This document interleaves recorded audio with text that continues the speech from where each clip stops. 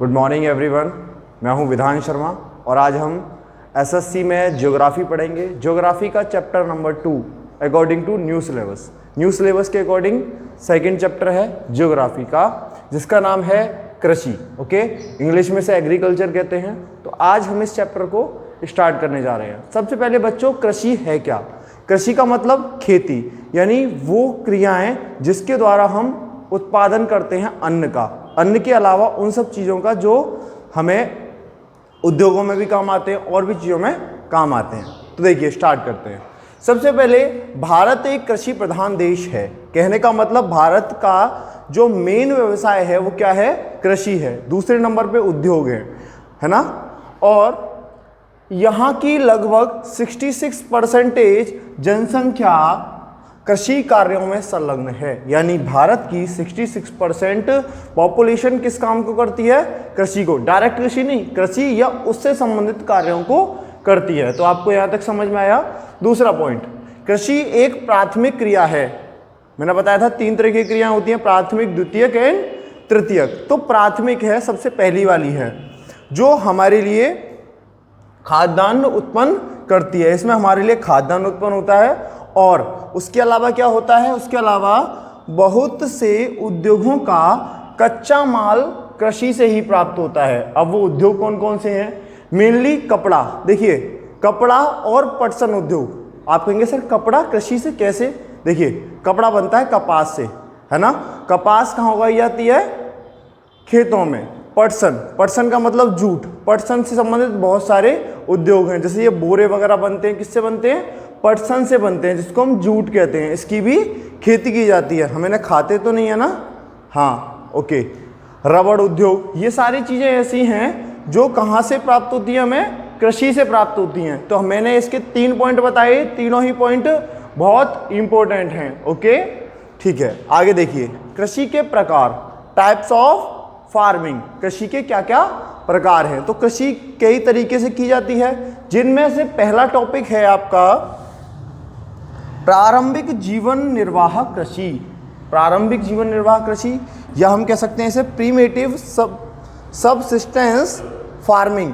Okay, यानी कि ऐसी कृषि जिसमें केवल हमारा प्रारंभिक जीवन निर्वाह हो सकता है, जैसा कि नाम से पता चल रहा है।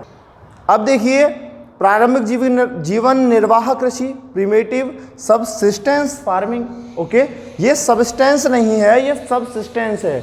सबसिस्टेंस माने निर्वाह और सबसिस्टेंस माने होता है परिस्थितियां, दोनों अलग अलग हैं। ठीक है, आगे देखिए, यह कृषि का एक कैसा तरीका है? प्राचीन, यानी कि सब पुराना तरीका है।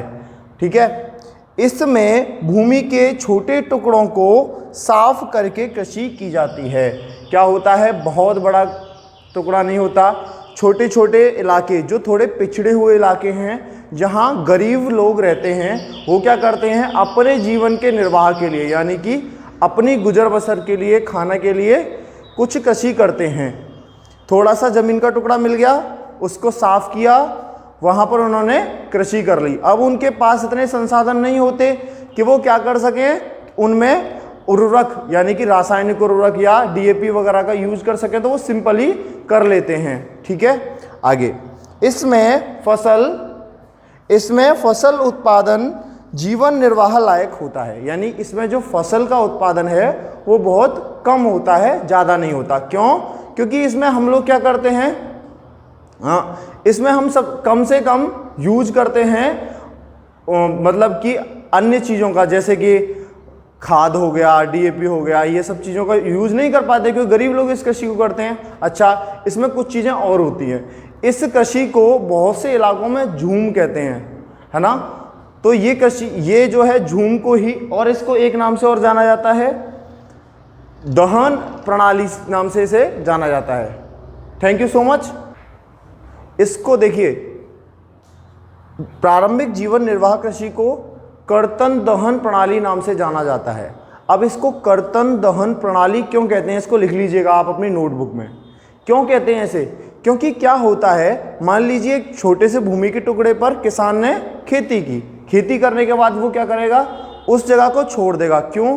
क्योंकि वो जगह अब उस वहाँ की उर्वरक क्षमता यानी कि मिट्टी की जो उपजाऊ क्षमता है वो कम हो जाएगी, उसको छोड़ देगा। उसके छोड़ने का तो वो क्या करता है, जो डूंठ बचते हैं, आपकी लैंग्वेज में आपको बताऊं तो जो डूंठ होते हैं, कहते हैं हम डूंठ, चावल कट जाते हैं या धान काटने के बाद या गेहूं काटने के बाद जो डूंठ बचते हैं उनको हम क्या करते हैं, जला देते हैं। तो वही कर्तन एवं दहन प्रणाली इसको इस कारण से कहा जाता है। अब समझ में आया? अच्छा, इसमें क्या होता है कि ये जो प्रणाली है आज भी भारत के बहुत से इलाकों में है।